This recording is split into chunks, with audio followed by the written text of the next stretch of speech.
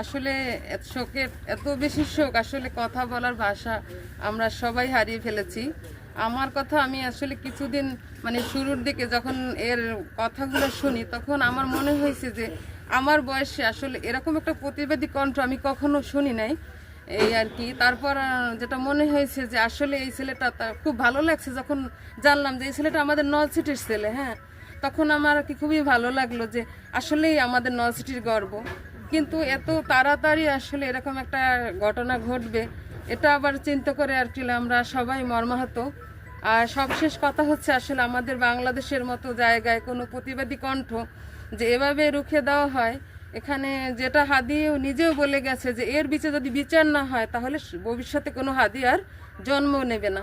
তাহলে আমাদের আসলে এই হাদি যেহেতু আমাদের থেকে চলে গেছে, এরপর যদি মানে কোনো হাদি এরকম আসবে না, আর যদি আসতে হয় তাহলে সবাইকে অবশ্যই এর প্রতিবাদে এবং এই যে হত্যাকাণ্ডের প্রতিবাদে জুলাইয়ের মতো আমাকে সবাইকে একসাথে ঐক্যবদ্ধ থেকে এই হত্যাকাণ্ডের বিচার যাতে অবশ্যই এই দেশের মাটিতে হয় সে ব্যাপারে সবাইকে ঐক্যবদ্ধ থাকতে হবে।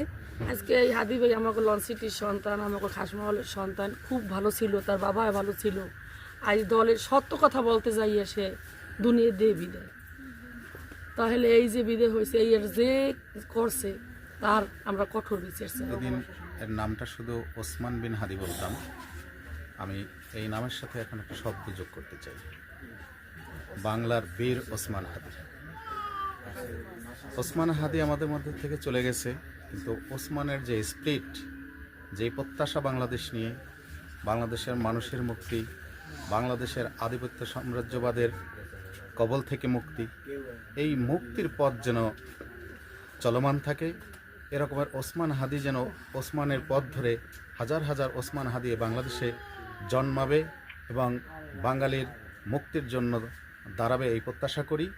সেই সাথে প্রত্যাশা করি ওসমানদের যারা আসলে এখন যেই পাহারা, যেই নিরাপত্তা, যেই ওসমানের সমবেদনা, ওসমানের জন্য করণীয় যা হচ্ছে, এটা আসলে জীবিত ওসমানের জন্য করা উচিত ছিল।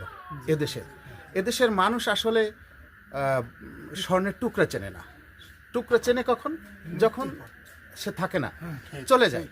কিন্তু এটা না, জুলাই বিপ্লবের পরে এটা নূতন বাংলাদেশে ওসমানদের মতো মানুষদেরকে সর্বোচ্চ নিরাপত্তা দিয়ে বাংলার কল্যাণের জন্যই রাখা উচিত ছিল।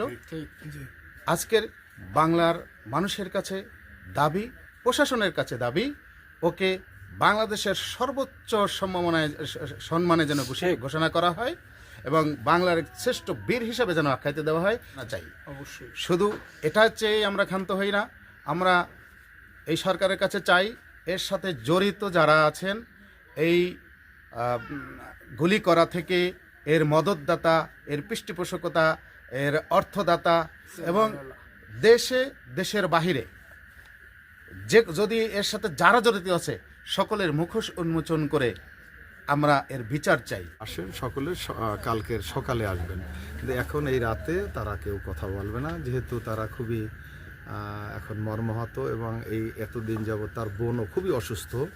এটা জানাইছেন আমার কাছে যে এখানে যেন কেউ না ঢুকে।